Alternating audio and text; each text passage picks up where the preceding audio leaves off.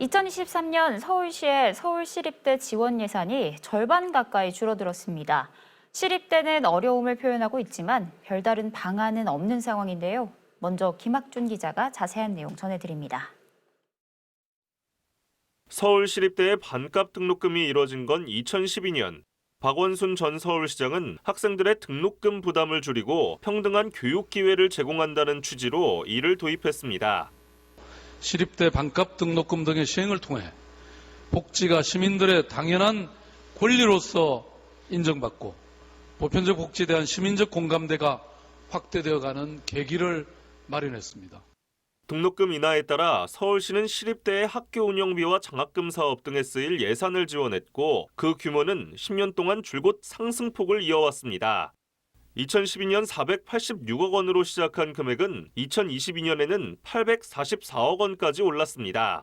그러나 서울시는 올해 시립대 지원금으로 2020년과 비교해 300억 원가량 줄어든 577억 원을 서울시의회에 제출했습니다.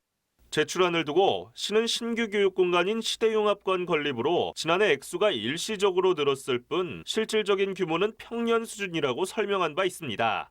여기에 더해 시의회가 예산안 심의 과정에서 100억 원을 추가로 삭감하면서 총액은 477억 원으로 확정됐고 이는 갈등의 단초가 됐습니다. 줄곧 방만 경영과 경쟁력 저하 등을 이유로 예산 삭감을 주장했던 김현기 시의장.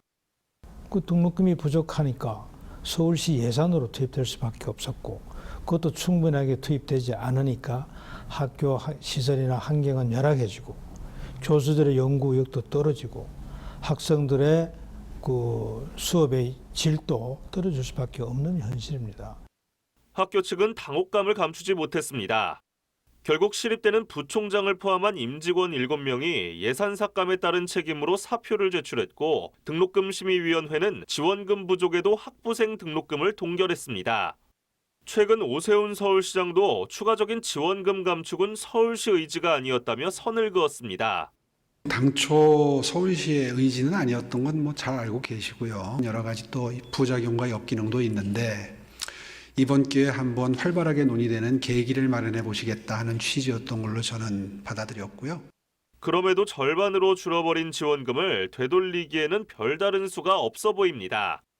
자체 수익금이 지금 400억 수준입니다만 저희가 고용하고 있는 직원들의 인건비 또 등으로 쓰고 나면 약 80% 이상이 지출이 되고 10몇 프로 가지고 뭐 학생들을 위한 장학금, 실험실습 기자재 등 여러 가지를 쓰게 되는데요. 뭐 턱없이 부족한 상황이고 대학의 미래를 위한 의사결정하기도 어려운 측면에 있기도 합니다.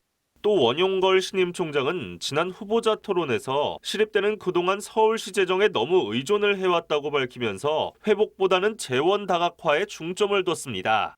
이렇듯 별다른 방안이 없는 상황에서 지원금 축소 기조가 결국 등록금 인상으로 이어지는 것 아니냐는 목소리가 나옵니다.